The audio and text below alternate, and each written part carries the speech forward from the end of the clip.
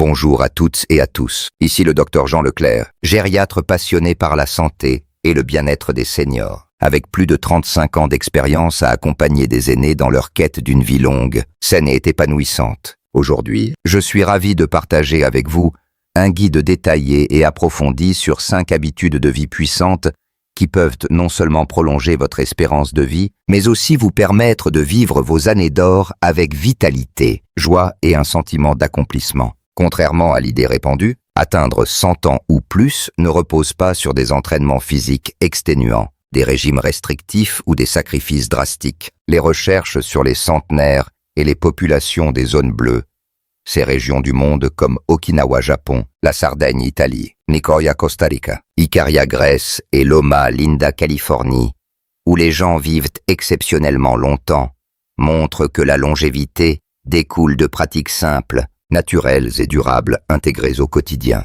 Ces habitudes, validées par des études récentes de 2024, publiées dans des revues prestigieuses comme The Lancet Public Health, Nature Aging et Social Science and Medicine, sont accessibles à tous, quel que soit votre âge, votre condition physique ou vos ressources. Elles ne demandent pas de bouleverser votre vie, mais d'adopter de petits changements intentionnels dans votre façon de vivre, de manger, de penser et de vous connecter aux autres. Si vous rêvez d'une vie non seulement longue, mais vibrante, pleine de sens et de santé, cet article est pour vous. Restez jusqu'à la fin, car je partagerai des exemples inspirants, des conseils pratiques et des idées surprenantes qui pourraient redéfinir votre approche du vieillissement. Commençons ce voyage vers une vie centenaire. Avant de plonger dans ces secrets, je vous invite à vous engager avec moi. D'où nous lisez-vous? Indiquez votre ville, région ou pays dans les commentaires et partagez une habitude que vous pratiquez déjà pour rester en forme, heureux ou connecté. Laissez un 1 si vous êtes prêt à explorer ces 5 clés de la longévité, ou un 0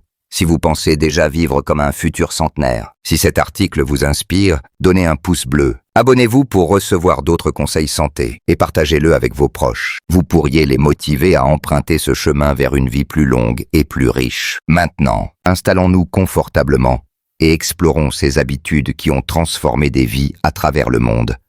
Donnez la priorité à des liens sociaux solides. La première habitude, souvent sous-estimée mais incroyablement puissante, est de cultiver des liens sociaux profonds et significatifs. Beaucoup associent la longévité à une alimentation saine ou à l'exercice, mais la science place les relations humaines au cœur de la santé et de la durée de vie. Une étude longitudinale de 2024, publiée dans Social Science and Medicine, montre que les personnes ayant des liens sociaux forts avec la famille, les amis ou la communauté ont 50% de chances supplémentaires de vivre plus longtemps que celles qui se sentent isolées. La solitude chronique, en revanche, est aussi nocive que fumer 15 cigarettes par jour ou souffrir d'obésité, augmentant les risques de maladies cardiaques de 30%, d'hypertension de 25% et de dépression de 40%, selon Journal of Geriatric Psychiatry 2024. Pourquoi les relations sont-elles si cruciales? Elles agissent comme un bouclier contre le stress, réduisant les niveaux de cortisol, l'hormone du stress qui, lorsqu'elle est chronically élevée, provoque inflammation, affaiblissement immunitaire et vieillissement accéléré. Les interactions sociales stimulent également la santé mentale, renforçant la mémoire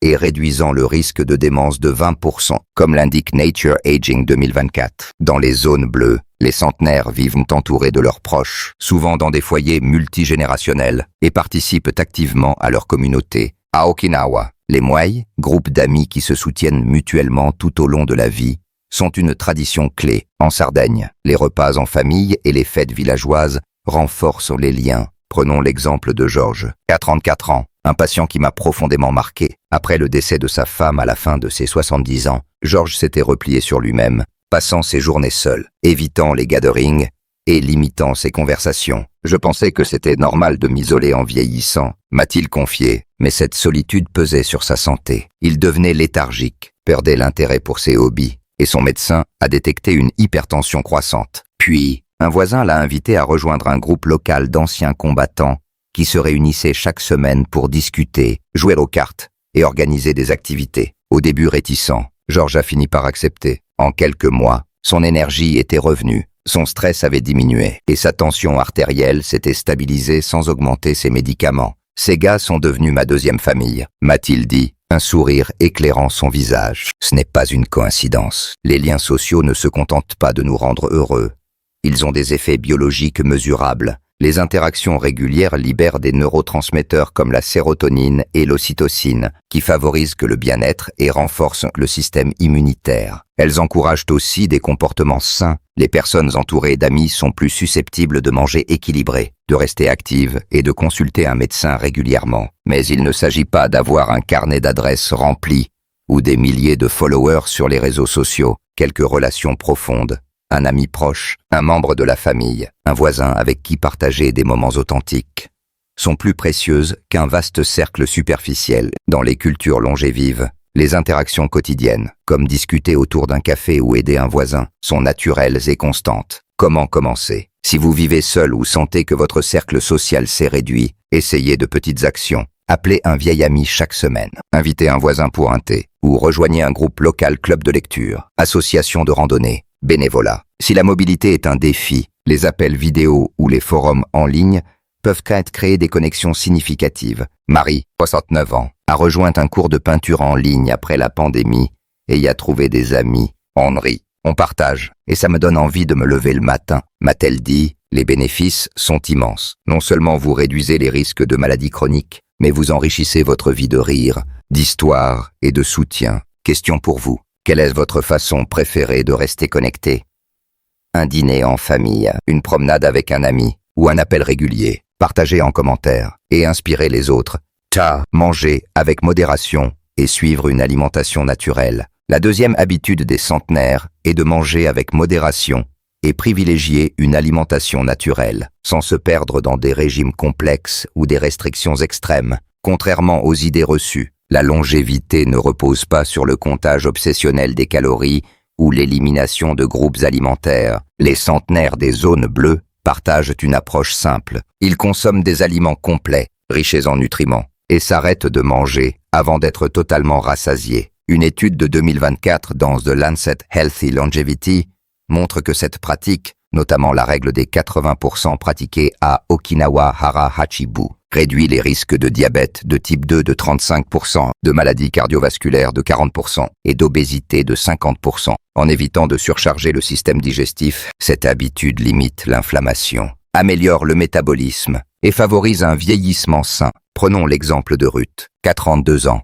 une ancienne couturière. Pendant des décennies, elle mangeait 3 gros repas par jour, finissant son assiette par habitude, même si elle se sentait lourde ensuite. Ces repas incluaient souvent des plats préparés et des desserts sucrés, ce qui contribuait à sa fatigue chronique et à des troubles digestifs. Après avoir discuté avec sa fille, une nutritionniste, Ruth a adopté des changements simples. Elle a réduit ses portions de 10-15%, ajouté des légumes colorés à chaque repas, remplacé les sodas par de l'eau et limité les aliments transformés. Elle a aussi commencé à suivre la règle des 80%, s'arrêtant lorsqu'elle se sentait satisfaite, mais pas gavée. En 3 mois, elle a perdu 5 kilos sans effort. Sa digestion s'est améliorée et elle avait plus d'énergie pour ses promenades quotidiennes. Je ne me prive pas, je savourais mieux, m'a-t-elle dit. Que mangent les centenaires? Leur alimentation est centrée sur des légumes frais épinards, carottes, courgettes, des fruits pommes, maïs, agrumes, des céréales complètes quinoa, risbrun, avoine, des légumineuses haricots,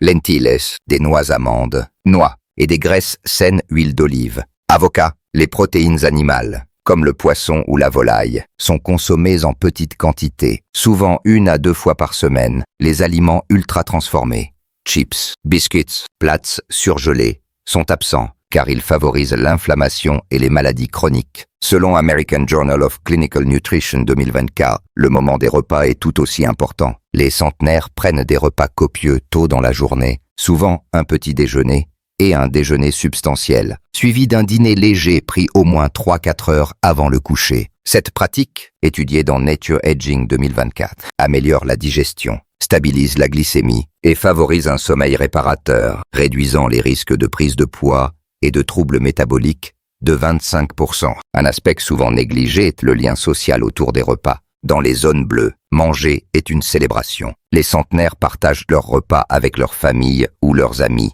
ce qui encourage à manger lentement et en pleine conscience, améliorant la digestion et réduisant la surconsommation. Aikaria, les dîners en plein air avec du vin rouge modéré et des rires sont monnaie courante. Conseil pratique. Commencez par ajouter un légume ou un fruit à chaque repas. Réduisez les portions de 10% et essayez de dîner plus tôt. Remplacez une collation transformée par une poignée de noix ou une pomme. Invitez un proche à partager un repas pour renforcer vos liens. Question pour vous. Quel est votre aliment naturel préféré?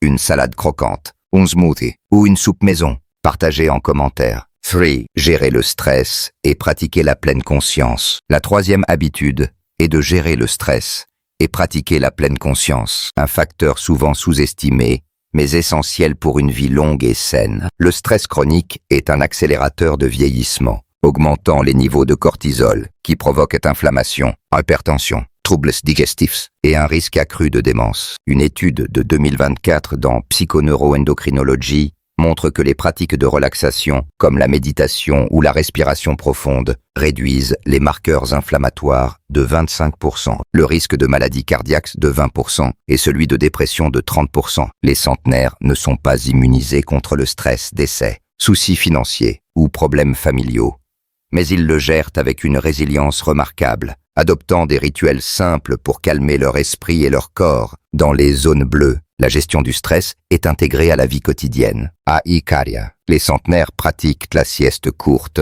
20-30 minutes, et la prière. En Sardaigne, le jardinage apaise l'esprit. À Okinawa, les moments de thé avec des amis ou la méditation sont sacrés. Léonard, Catintan, un ancien cadre sous pression, en est un exemple frappant. Après sa retraite, il continuait à s'inquiéter pour ses finances et sa santé, ce qui aggravait son insomnie et sa tension artérielle. Sur les conseils de sa fille, il a commencé à pratiquer 10 minutes de respiration profonde chaque matin et à faire des promenades méditatives dans un parc. Il écoutait les oiseaux, sentait l'air frais et se concentrait sur le moment présent. En 6 semaines, son sommeil s'est amélioré, sa tension a baissé et il se sentait plus léger. Je ne savais pas que respirer pouvait changer autant de choses, m'a-t-il dit. La pleine conscience, être pleinement présent, est au cœur de cette habitude. Les centenaires ne ruminent pas le passé, ni ne s'angoissent pour l'avenir.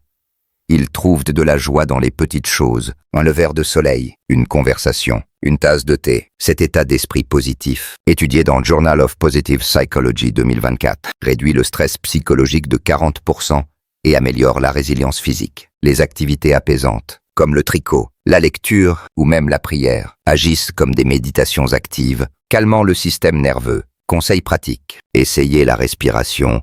4-4-4, inspirez 4 secondes. Retenir 4. Expirez 4 pendant 5 minutes chaque jour. Réservez un moment calme pour une activité que vous aimez. Écrire, jardiner ou écouter de la musique. Si le stress est chronique, un thérapeute ou des applications de méditation peuvent aider. Question pour vous. Comment apaisez-vous votre esprit? Méditation, promenade ou un hobby relaxant, partagez en commentaire. Restez mentalement actif et apprendre continuellement. La 4e habitude est de rester mentalement actif et apprendre continuellement, car un esprit stimulé est un esprit jeune. Les centenaires ne se contentent pas de préserver leur corps.